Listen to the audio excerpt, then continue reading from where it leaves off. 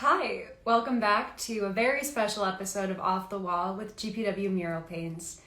Today we are joined by artist Aranza Rodriguez, who's completed a mural in the maternity ward of Lincoln Medical Center in the Bronx. Give us just a moment to connect with her.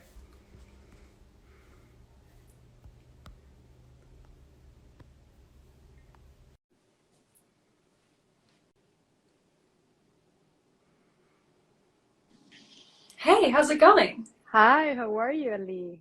Good, good. Oh my gosh, I love your earrings. Thank you so much. Thank you. I appreciate it. So I really appreciate you joining us today to talk about a project that you've just completed in the last couple of months. But before we get started, for people who are joining us today, how about you introduce yourself and yourself as an artist? Of course. Thank you so much for the opportunity of this space. I'm a fan of the brand and everything you do.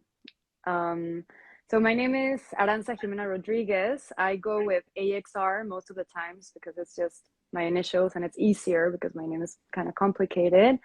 And I've been a visual artist for around 12 years now. I come from Mexico City, and I've been in New York City for the past 5 years. And my work suddenly turned into mural practice, which was kind of unexpected in a way. Mm-hmm. That's excellent. And I was looking at some of your work. So you are a studio artist. You do this amazing abstract work. I've seen some very intricate layering.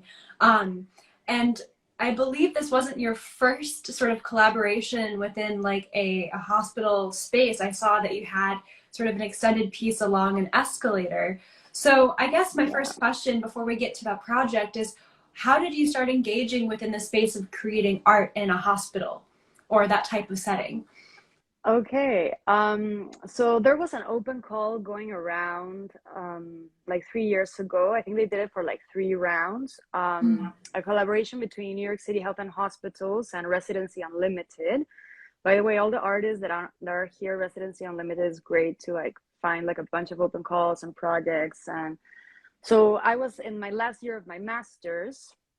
I studied an MFA in Fine Arts at SVA here in New York City, and I was like about to graduate, and I saw that this project came along, and I was like, wow, like how amazing to do murals in hospitals. I've never done anything so big, but there's only one way to start, like you only start by starting. So let's jump into the abyss.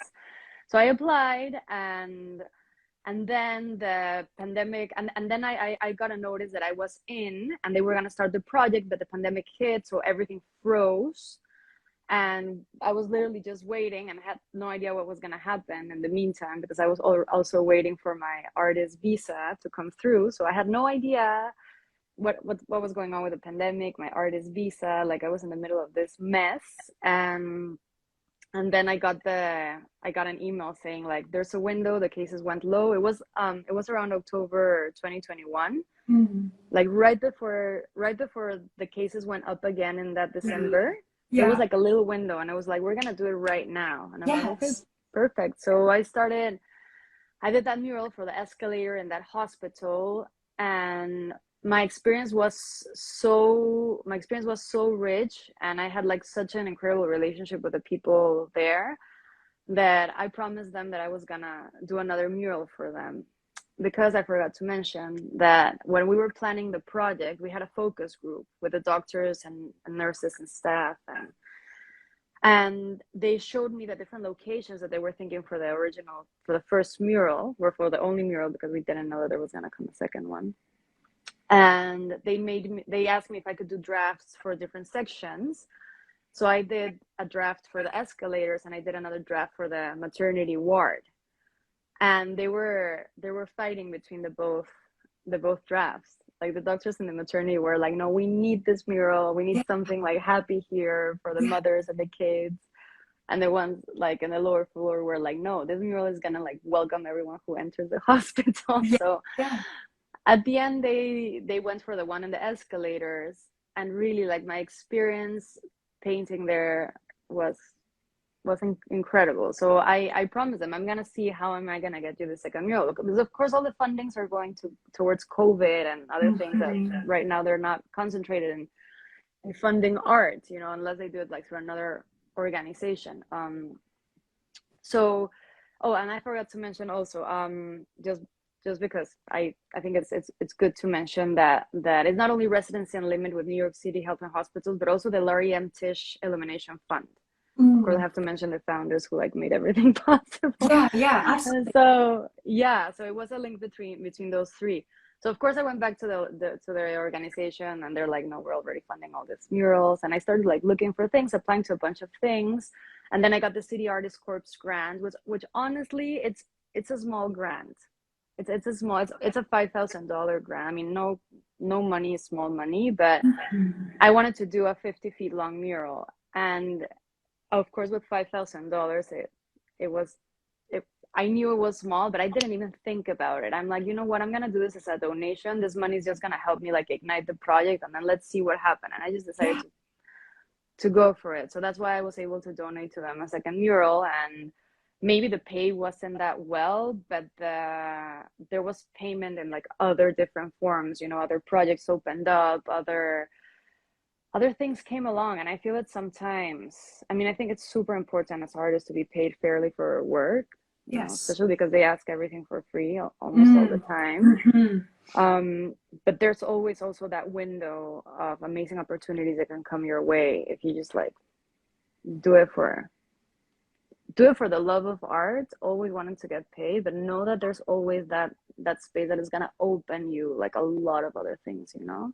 Absolutely. And I think what you see there is an opportunity that when you have the means to give a donation, it's not your typical way of operating, but if you have the ability to do so, you see that there's a fair exchange that can happen there. And I think as an artist, you Mm-hmm. just have to be savvy about where your energy needs to be applied.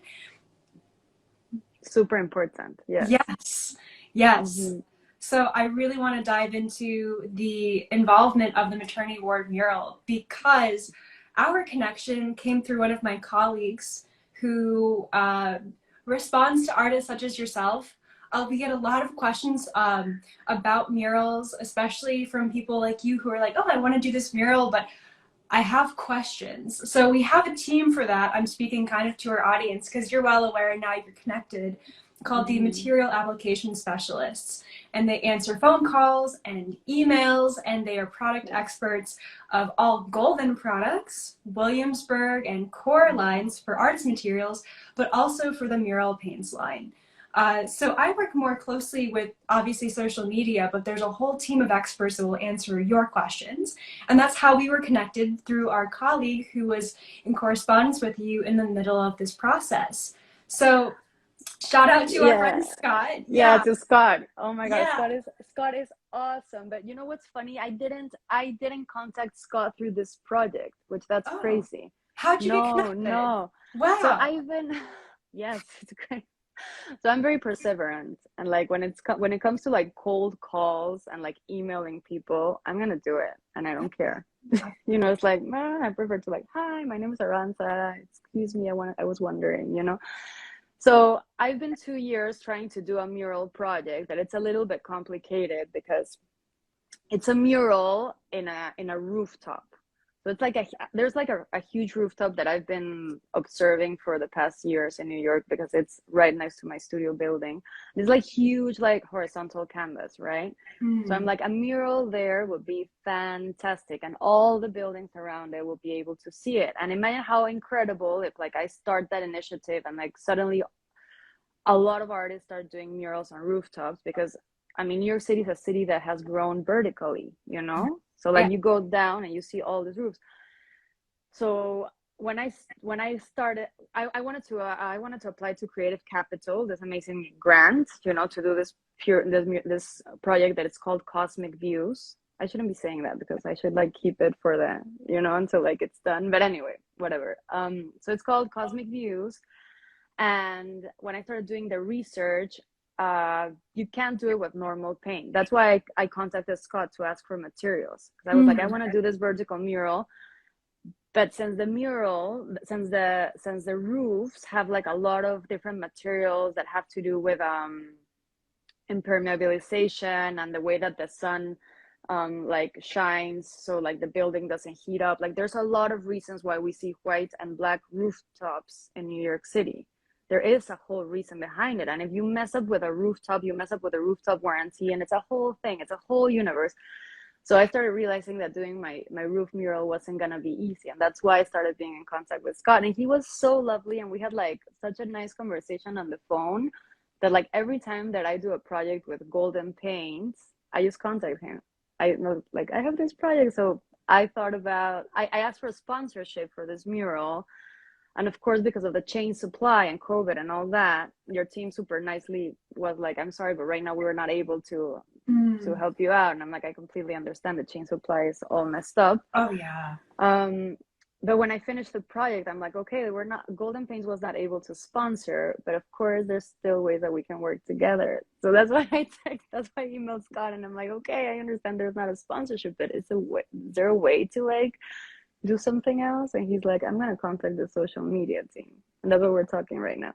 Yeah. Oh, okay, amazing. So that's how it came Mm-hmm. through. I mean, I don't have the same connection with that department as an artist does, right? So when things come my way, it's through the grapevine almost. So I love hearing that backstory, and it's such a pleasure that we got to connect about this because you contacted me in the middle of us doing a series that we already do, which is talking to artists, right? Oh my, wow, what a good timing then. It is. And so it was just perfect and everything aligned. So I want to ask about the creation of the mural you made for the maternity ward. I was reading some of the backstory behind some of the families that inspired the mural. And also I saw sort of the ribbon cutting, which was really beautiful, and such a sense of community and such a sense of purpose, and the joy on people's faces felt very present. But as somebody who experienced all of this firsthand and was sort of the epicenter of this creation, can you tell us about the story behind the mural through its unveiling? Sure.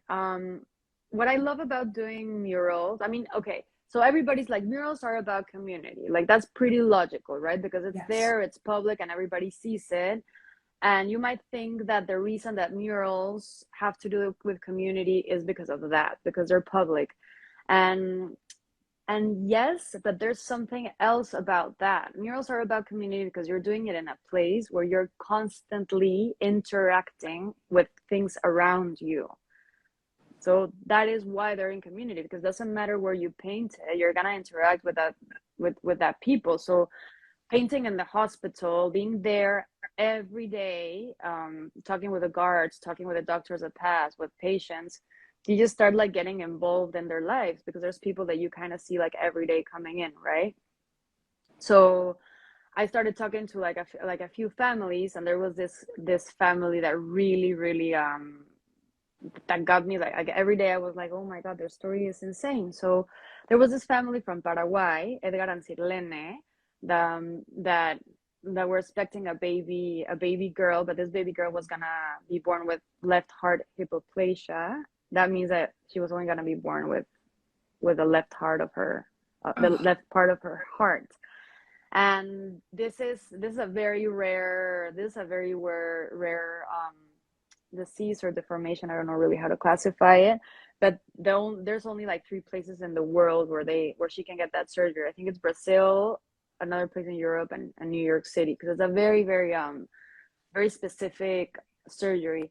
So Edgar and Sirlene started doing like this huge campaign in Paraguay where they got like restaurants, and like even a restaurant like made a hamburger called Candela, which was gonna be the name of the baby. And like literally they did like all this campaign that if you go to a restaurant, you buy certain thing, like that money goes to like the Candela charity. And they started like blowing up in the news in Paraguay because they were putting money together to go to one of these places to get the surgery for the baby.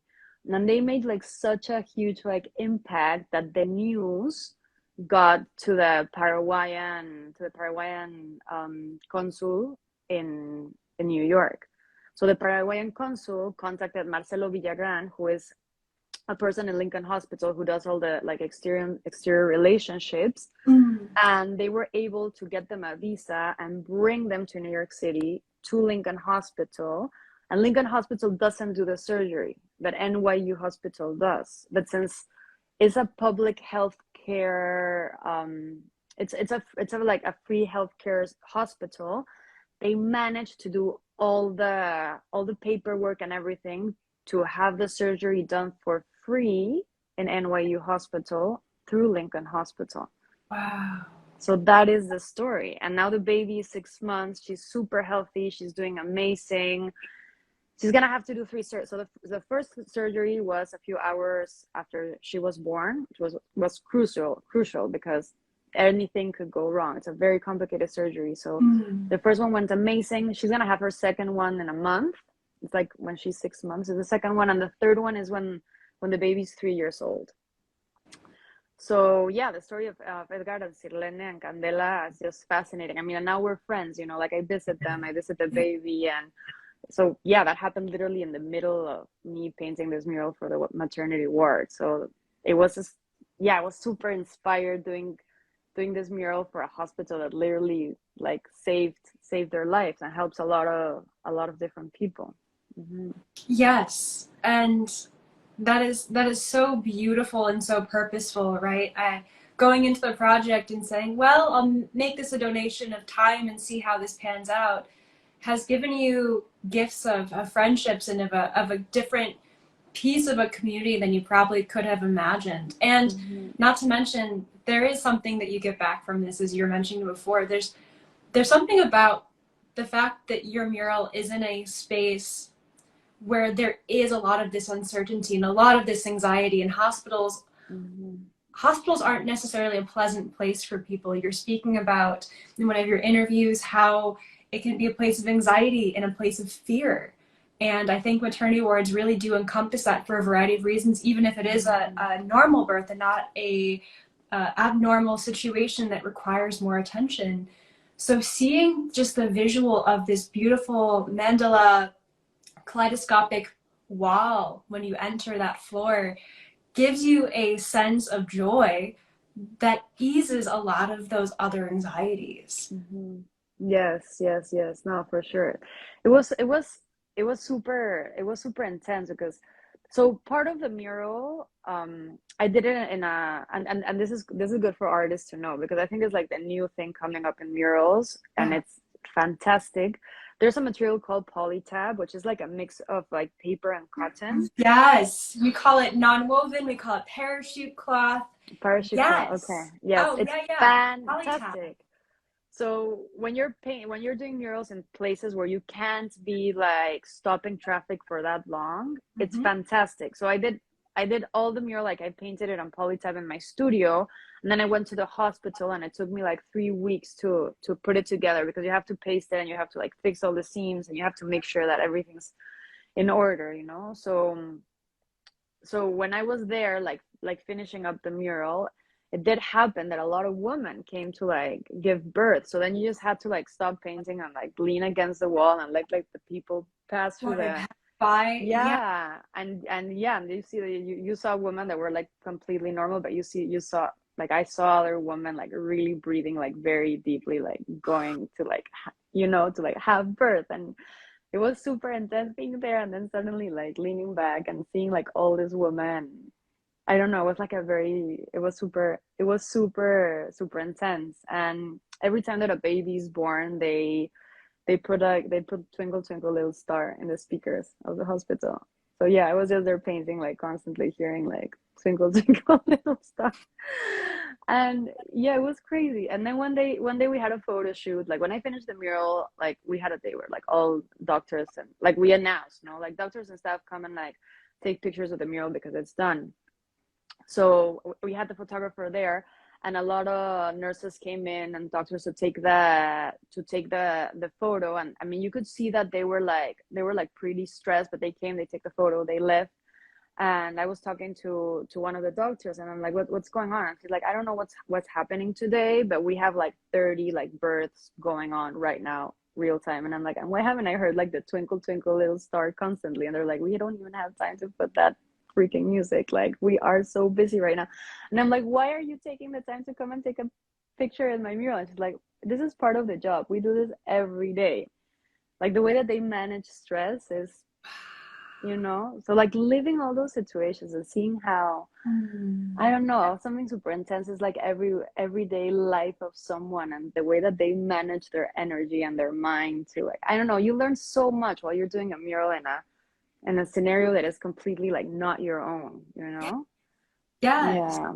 And you have a respect for that interaction as well, right? And I think that there's absolutely, within that context, respect for the artist who's trying to work, but also you have developed a mutual respect for the environment in which you are working and the actors that are there. It's so interesting to me because as a muralist, you spend a lot of time intensely, briefly on one site, right? So for some artists, it's 2 weeks. For you, it was 3 weeks. For a few, it might be the stretch of a month. But then you leave that space, and unless you have another wall in that same area, it's kind of like a one and done. And I just think that that's such an interesting way to inhabit a space so intensely and then move on and what's next, right? The next project, certainly for most people, but there's still that remnant of that learning and those interactions. And for you, you've developed some community and some friends through that process. So what's it been like after all of this? How is your decompression going? And what are you thinking about from this experience that might come into your next project or to your next body of work? Thank you so much for bringing that up. Thank you. So I created my first NFTs out of this mural. And it also happened in a very organic way because when I finished the draft and I was already in conversations with Lincoln Hospital, I already had the grants coming up and all that. Hispanic Heritage Month was so this mural, like it was really like a 4-month project because since like A to B is like 4 or 5 months. It's like a lot of work. You have to do a lot of planning, organizing with a corporation like a hospital. It's a lot of back and forward. Like it's crazy. So when I finished the draft, Lincoln Hospital asked me if I could do an activity for Hispanic Heritage Month, and I was like, I think a good way to introduce the mural to the community is to make all my draft in lines, like in black and white, so children can color it in Hispanic Heritage Month. Yeah. So with an amazing designer called Mar, she's from Mexico. I've been working for her for like a year. She's amazing. She vectorized the whole mural. It took her like a month, like getting all the mural in line because it was super intricate, full of Yeah. like, and since I do it by hand, the geometry is not mathematical. Like when you do like a mandala in the computer, it's super mathematical, but by hand. So she literally like turned all the mural in vectors. She got it like all symmetric, all mathematical. And I did this project with the kids in the hospital where they all colored in the mural. The community knew that project was coming up. So that was like a good link. Everything links. And one day I was talking to a friend and he was like, oh, so like all your mural is like all vectorized, like super digitized. And I'm like, yes, everything. It's like in 1,000 layers. And he's like, you should animate it. And I'm like, that sounds cool. Yeah. So I collaborated with a Mexican animator called Tato Ortiz. And when he saw, I was like, I want to do this collaboration. I have no idea how much it costs to like pay an animation. Like I have this project and this is what I want to do. And he saw my files and he's like, you have everything in layers. This is going to be so easy to animate. So he animated it. And the moment that he did it, I was already starting to study like all the metaverse and the crypto lingo and the NFT world and all that crazy stuff that is happening right now. So I was like, you know what? I think it's time to just launch my first NFT. So I created my first NFTs out of this mural. I divided the mural into 4 different parts. So there's 4 different animated NFTs. You can see it in my Instagram account. I still have to upload a few more. So I divided the mural and then I also did another NFT, which is a 5th NFT of all the mural together. So those are 5 NFTs. So I was like ready to launch it. I was going to do it through OpenSea just because, I mean, I don't know how how much you know about NFTs. I'm just gonna speak as if you knew what I was talking Yeah, about, but maybe yeah, you do. yeah. I don't know.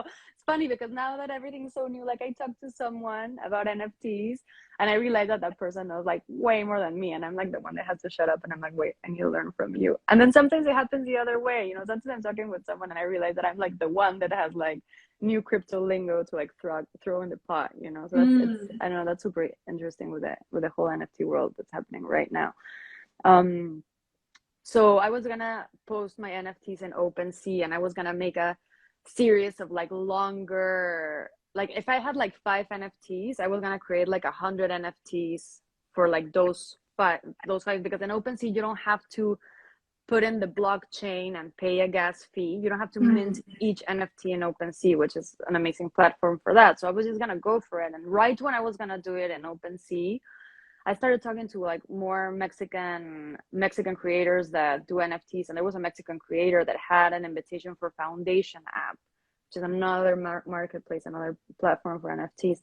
And he gave me an invitation for Foundation, and I was like, "Oh my god, I can't believe this!"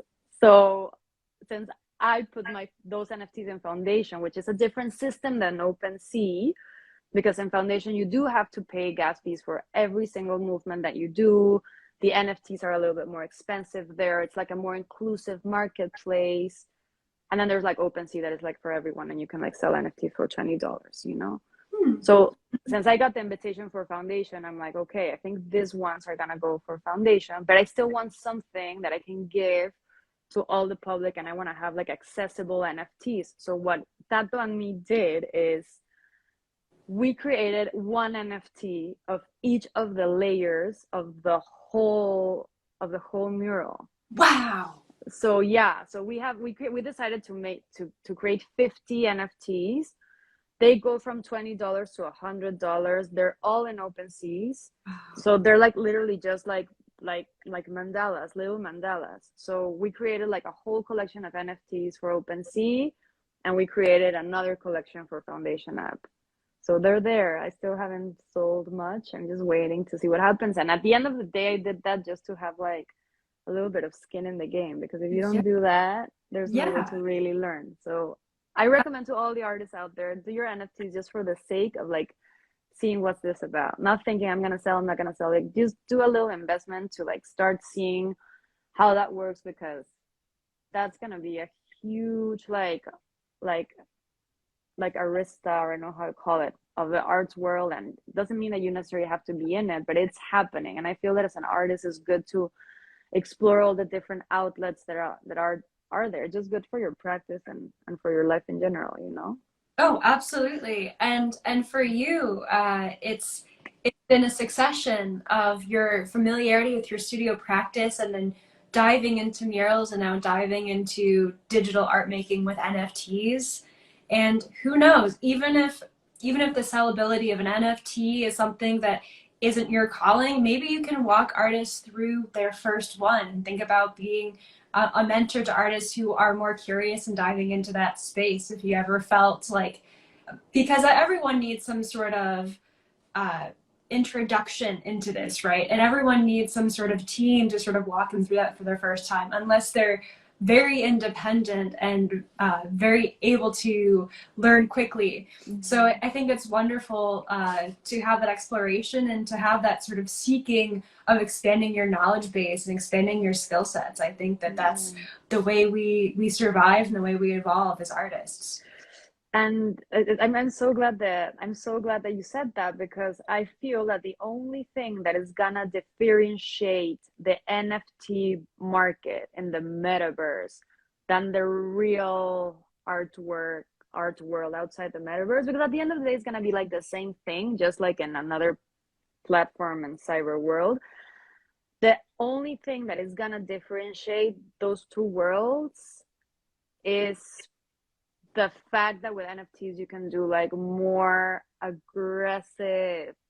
I know that aggressive is a negative word, but I'm using it in a positive way right now. Yeah, yeah. Um, you're gonna be able to do more aggressive things with community, because the NFTs are all linked to like all these different things, and community work um, in the metaverse is gonna have an amazing impact just by the way that it's linked. So yeah, I mean, first of all, you sell an NFT and someone resells your NFT, and you're always gonna get like a part of that, which in the art, when the real art world, like that really doesn't happen. Like there's an amazing documentary. I don't remember the name right now, but I think it's Netflix about Sotheby's and all the auctions, and this artist that literally sold a piece for, I don't know, like $30,000, and then she was like seeing the auction, and they were like reselling her painting for like $200,000, and she was like not getting anything out of it, you know. So that doesn't happen with the NFTs, which is amazing. And there's amazing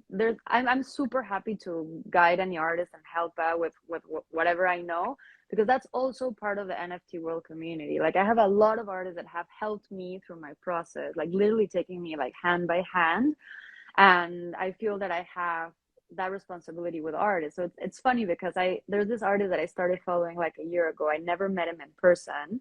I literally started following him because I saw one of his murals in the street, and we started becoming friends. I saw that he launched also an NFT. I launched an NFT, and we're like, we have to meet. So I went to have a coffee with him last week, and we sat down, and he was like, tell me everything you know. And I'm like, you tell me everything you know. And he's like, I'm in this platform. I'm in this other platform. How does that work? What crypto do you have? Solana, or do you have Ethereum? Like da da da da. You know, like. So yeah, like that is part also of the NFT community work, helping each other as artists. And there's amazing things that happen. There's also the DAOs. I don't know if you heard about the DAOs, the decentralized autonomous organizations. That everything I feel is going to be working that way. And there's amazing groups of artists that are gonna be happening in the metaverse. You can see that I'm excited about the metaverse. Yes. I'm gonna shut up about Yes. it. No, it's amazing. Like just watching the passion you have for this new discovery, right? And through the discovery process is exciting, and it is something that you can really pour yourself into as it starts to click, right? It's kind of like a puzzle coming together. So, Yeah. Aranza, my last question for you today is for the audience who sees this interview with us. What's the best action they can do to support your work as an artist? Thank you for that. That's lovely. Well, of course, the easiest thing that you can do is follow me on Instagram, follow me on Twitter. I'm new on Twitter, so I really appreciate the following on Twitter. All the NFT world works in Twitter. So yeah, you can share my work, check out my NFTs. And yeah, just stay on the loop. And if you know a collector looking for like a work that has to do with my style, or someone that needs a commission, please like send them my way. That's what I would say. Thank you so much for that question. It's normally like, what's next? And you were like, no, how can like your audience support your work? So that's beautiful, Elly. Thank you. Oh, it's been such a pleasure connecting with you, and let's stay in touch as you continue to paint and then continue to evolve your practice. It's been such a pleasure. Yeah, thank you so much. You have a wonderful weekend, and everyone, thank you so much for tuning in, and have a wonderful weekend too. Yes. All right. Thanks, everyone. Till next time. Bye. Thank you.